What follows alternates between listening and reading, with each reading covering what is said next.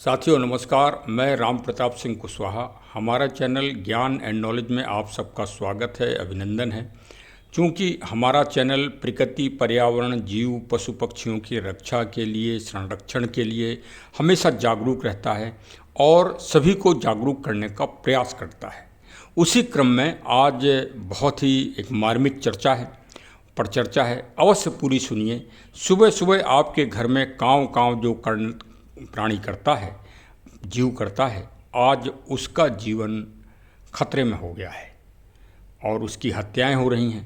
चलिए हम सब एक आवाज़ में उसके संरक्षण के लिए आवाज़ उठाते हैं, क्योंकि वह हमारे सुबह सुबह प्रातःकाल के वातावरण को वही गुंजायमान करता है और वही चेतनता देता है और वही जागरूकता देता है। आप इस पर मंथन करिए।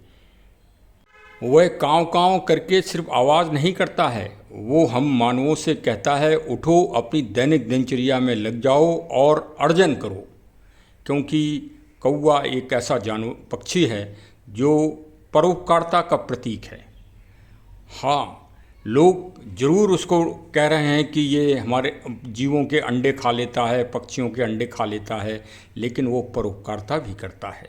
वो दूसरों के अंडे और बच्चों को बड़ा करता है, उनको स्नेह देता है और संतति और प्रकृति की और सृष्टि की रक्षा में हमेशा जागरूक रहता है।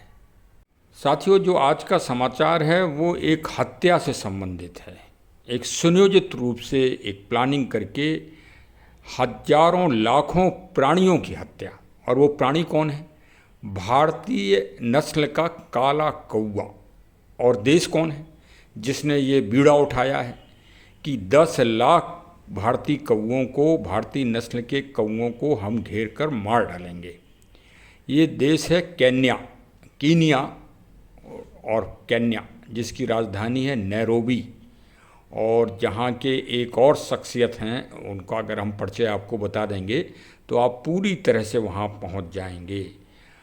और दुनिया की महाशक्ति अमेरिका के पूर्व राष्ट्रपति बराक ओबामा साहब भी उसी देश के रहने वाले हैं और जो नैरोबी है वहीं देहात में उनका गांव है। ऐसा नहीं है कि मानव श्रृंखला में ये कार्य पहली बार हो रहा हो। बड़े बड़े तानाशाह और शहंशाह हुए हैं इस दुनिया में। एक माओ साहब थे चीन में, तो उनको और कोई नहीं मिला दुनिया में। वो गौरैया ऐसा निरीह प्राणी उन्होंने सेलेक्ट किया और ये अभियान चला 1958 से लेकर और 1960 तक। हाँ, निरंतर चलता रहा और इसके लिए इनाम दिया गया चीन की सरकार के द्वारा। चीन तो आज मतलब देती रहती है मानवता को प्रसाद। चीन एक ऐसा देश है, जैसे अभी 2019 में कोरोना दे दिया चमगादड़ों के द्वारा, ऐसा मतलब समाचार है। हम यद्यपि इसकी पुष्टि नहीं करते, लेकिन पुष्टि तो कोई आज तक कर ही नहीं पाया, क्योंकि भाई बड़ा पावर तो पावर ही होती है। लेकिन इन सब मामलों में देखा है कि जो प्रकृति है, जो यूनिवर्सल है, वो बहुत क्रूर होती है और वो मानव को तुरंत सबक देती है और तुरंत दंड देना चालू कर देती है। आप कहीं भी देखिए, जहाँ भी असंतुलन हुआ और निरीह प्राणी, पशु पक्षी मारे मानव ने, और मानव जो है परेशान हुआ विभिन्न महामारियों से, विभिन्न तरह के अकालों से, विभिन्न तरह के भूकंपों से, विभिन्न तरह के सुनामी लहरों से। ये सब आप ये समझिए कि प्रत्यक्ष और अप्रत्यक्ष रूप से जीव हत्याओं का परिणाम है। उसी क्रम में चीन के द्वारा दिया गया 2019 में कोरोना महामारी है, जिसमें लाखों लोग काल कलवित हो गए। अब जरा आप उन देशों की स्थिति देख लें जहाँ पर इस तरह के निरीह प्राणियों की, जीवों की हत्याएं की गई, जिसमें चीन प्रमुख है। आप देख लीजिए किस तरह से विभीषिका का सामना उनको करना पड़ा। देखिए, इसके परिणाम तुरंत ज्वलंत रूप से सामने आ रहे हैं कि चीन के जो माओ तुसे तुंग साहब थे, उनके द्वारा अभियान चलाया गया। ढिंडोरा पिटवा पिटवा के चिड़ियों को ऐसे पकड़ा गया। पहले तो गुलेल से मारा गया, गुल और वो छोटी वाली जो एयर पिस्टल है उससे मारे गए। फिर इसके बाद ये खोज हुई कि चिड़ियों को उड़ाते ही रहा जाए, मतलब उन्हें बैठने ना दिया जाए, और कनस्टर, ड्रम, नगाड़े लगा के, मतलब चिड़िया भूखी होके, हताश होके गिर गई, और गिरने के बाद फिर कुचल दी गई वहीं सड़कों पे। हाँ, मतलब इतनी बेरहमी से मारा गया। तो फिर क्या हुआ, अब ये भी तो जान लो कि 1961 में चीन में भीषण अकाल पड़ना चालू हो गया। अकाल कैसे पड़ेगा? अकाल तो भाई ऐसे ही पड़ेगा जब फसलें नहीं होंगी, फल नहीं होंगे, और इनके लिए भी शत्रु जीव हैं जो सफा चट कर जाते हैं पूरा खेत। 5 मिनट अगर वो आपके खेत में उतर जाएं तो 5 मिनट में ही पूरा खेत आपका चट कर जाएंगे। आप कह नहीं सकते कि यहाँ कोई चीज़ बोई गई थी या कोई फसल तैयार हो रही थी। ऐसे ऐसे जीव हैं, और उन जीवों की रक्षा के लिए मित्र पक्षी हैं, मित्र जीव हैं जो उनसे लड़ते हैं। आप कहाँ तक लड़ोगे? आप कहाँ तक रसायन फेंकोगे? रसायन ज़्यादा अगर फेंक दोगे तो आप खुद मरने चालू हो जाओगे, या आपकी शारीरिक पीड़ाएं चालू हो जाएंगी। तो साहब चीन तबाह हो गया। अब आ गए हम केन्या पे। वर्तमान समय में ये अभी 500 कौवे मारे गए हैं, 500 कौवे मार दिए गए वहाँ घेर घार के, जहाँ होटल थे, क्योंकि अब जब सरकार की अनुमति मिल गई तो जनता तो मारेगी ही भाई। और क्योंकि मारने का कारण भी वहाँ यही है कि जो पर्यटन आते हैं तो जब वो खाना खाते हैं तो ये कौवा जो है खाना खींच ले जाते हैं। देखिए कैसे कैसे तर्क दिए जा रहे हैं। क्या भारत में आज तक कौवा ने किसी का खाना खींचा? हाँ, काँव काँव करते हैं, अपना जूठन पूठन मिल जाती है, खा लेते हैं बेचारे, अपना पेट भर लेते हैं, लेकिन ऐसा तो नहीं है। अच्छा, और फिर दूसरा आरोप कि अन्य पक्षियों के घोंसले उड़ा देते हैं। तो ये तो प्राकृतिक संतुलन है, वो तो आज से थोड़ी, रामायण के टाइम में काकभूषुंड जी ने राम कथा सुनाई है, तो काकभूषुंड जी को भाई वरदान प्राप्त है।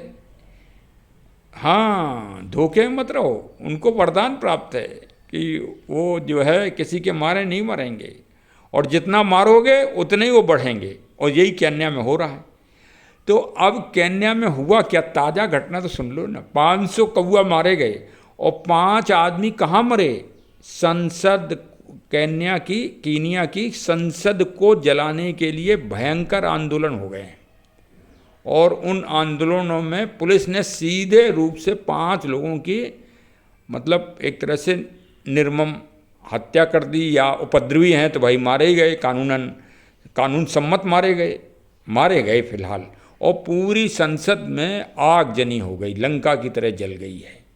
अब उसके पीछे रहस्य क्या है ये भी तो जान लो कि ऐसा क्यों हो रहा है। आखिर केन्या की जनता सीधी सादी जनता, जहाँ से इतना बड़ा व्यक्ति निकला कि अमेरिका में जाके राष्ट्रपति बन गया, तो कोई ना कोई तो वहाँ गुणवत्ता है ही, ऐसी तो बात नहीं है। क्योंकि भाई इतिहास से आदमी का समाज, आदमी का देश, उसकी तुलना की जाती है, तो भाई देश तो वो उच्च है, और भारत से संबंध भी हैं केन्या के। क्योंकि जो कौवा ये गए हैं सन 18वीं शताब्दी में, जब जहाज आने जाने लगे तो ये जहाज़ों में बेचारे बैठ जाते थे, और बैठ के अपना चले जाते थे खाने की तलाश में, भूखे, मतलब, और बैठ गए जहाज़ में, चले गए अपना। हाँ, और केन्या पहुंच गए। बड़ी बड़ी दक्षिण अफ्रीका में इसी तरह से पहुँचे हैं पक्षी। ये तो प्राकृतिक संतुलन असंतुलन होता रहता है, चलता रहता है। कोई पक्षी साइबेरिया से भारत आते हैं, कोई कछुआ जो है दुनिया में भारत में आते हैं, फिर भारत से बच्चे जनन करके फिर ले जाते हैं।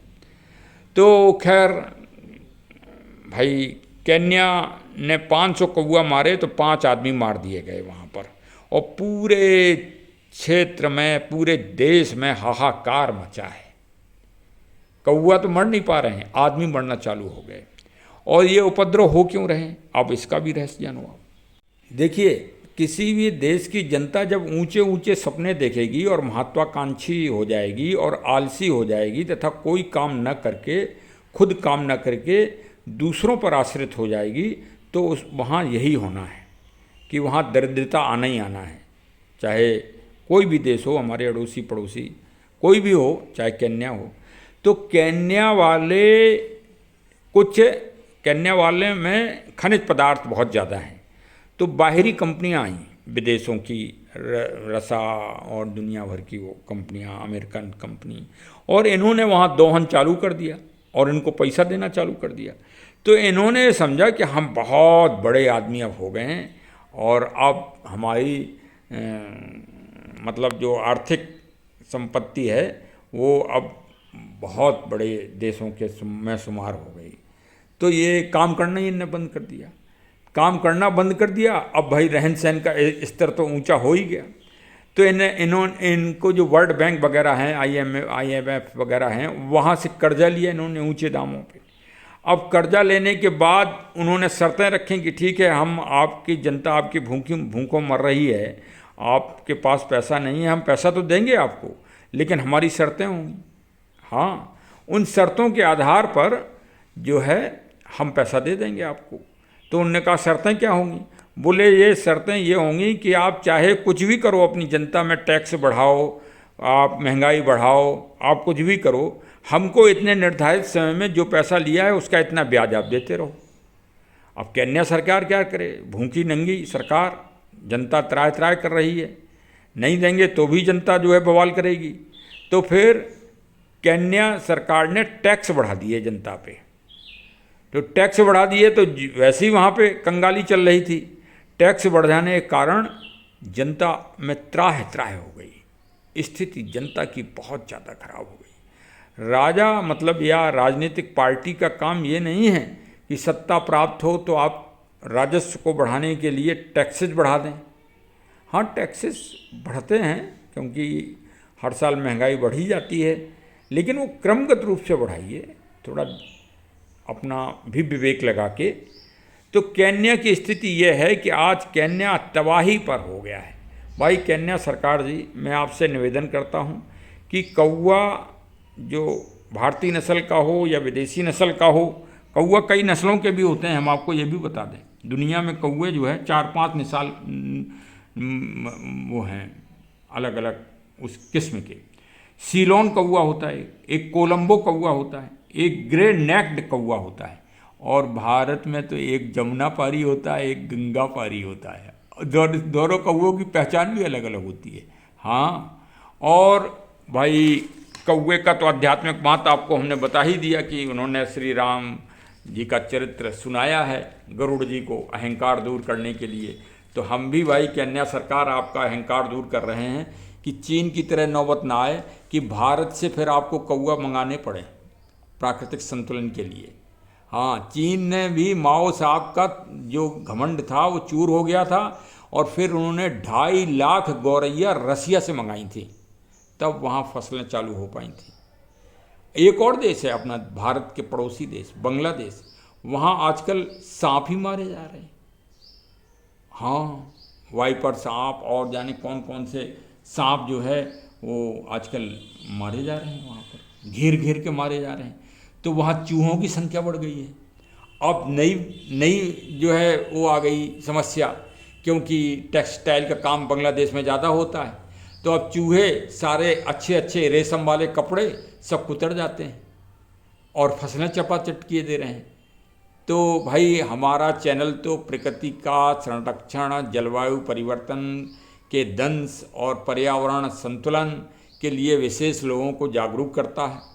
मैं भारत सरकार से निवेदन कर रहा हूँ, प्रार्थना कर रहा हूँ अपने चैनल के माध्यम से कि कृपया केन्या सरकार को समझाएं कि तबाही अपने घर में ना बुलाएं, अपने देश में तबाही और का तांडव मत कराएं, और शांतिपूर्वक भारतीय कौओं को रहने दें।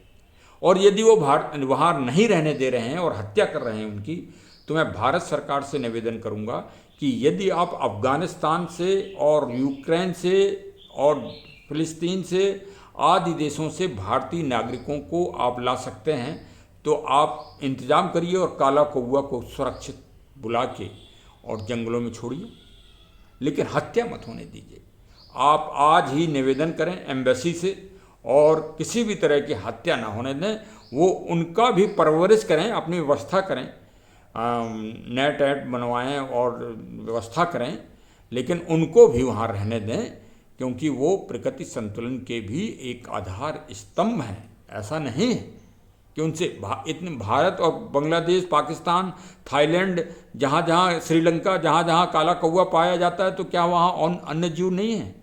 ज़रा इस पर सर्वे कर लो भाई। केन्या सरकार, आपसे भारत के बहुत अच्छे संबंध हैं, अभी से नहीं। अरे रामायण ले के लोग वहाँ केन्या गए हैं मजदूरी करने, अंग्रेज़ों ने भेजा है। हाँ, अंग्रेज़ों ने केन्या का बड़ा दोहन किया है, बहुत दोहन। हाँ, तो चलिए साहब, आज भारत में भी नज़र रखिए। भारत में भी जीव हत्या बहुत तगड़े रूप से हो रही है। भारत में भी इकोलॉजी समस्या बहुत जल्दी आने वाली है, बहुत जल्दी। और जलवायु परिवर्तन की दंश पूरी दुनिया के सामने आने वाला है। हे मानो आप 51.8 अभी हुआ है, और कई दुनिया के सबसे बड़े तीर्थों में से एक अभी स्थिति आपने देख ही ली, जहाँ हज होती है, कि वहाँ 1000 आदमी तो एक दिन में मारा गया है, सिर्फ हीट वेव की वजह से। तो और अभी तापमान वहाँ 51.8 हुआ है। यदि ये 2-3 पॉइंट अगर और बढ़ गया तो कोरोना में जिस तरह से लाशों के अंबार लग गया था, और डॉक्टर और जो है तीमारदार नहीं मिल रहे थे हाथ लगाने को, वैसे ही मानो आपकी स्थिति होगी कि लाशें सड़कों पर डली रहेंगी। हाँ, यदि प्राकृतिक संतुलन आपने नहीं किया, और फिर वो महामारी फैला देंगी जो लाशें, क्योंकि मानव की जो लाश होती है वो तो बहुत बुरी तरह सड़ती है कई किलोमीटर तक, और फिर महामारी फैल जाएगी, और महामारी फैल जाएगी तो फिर आप समझ लीजिए। इसलिए प्रकृति का संतुलन बना के रखिए, हरे भरे पेड़ लगाइए। भारत में विशेष मानसून आ गया है, बहुत अच्छे अच्छे बड़े वृक्ष लगाइए, पीपल, बरगद, पाखर, जामुन, आम आदि लगाइए। चलिए, हमारे चैनल से अवश्य जुड़ जाइए, और इसी तरह पर्यावरण और प्रकृति के संरक्षण व संवर्धन हेतु टिप्स प्राप्त करते रहिए। ये एक बहुत ही इम्पोर्टेंट समाचार है, और वास्तव में भारत सरकार को इस पर एक्शन लेना ही चाहिए। धन्यवाद। जय हिंद, जय हिंद, जय।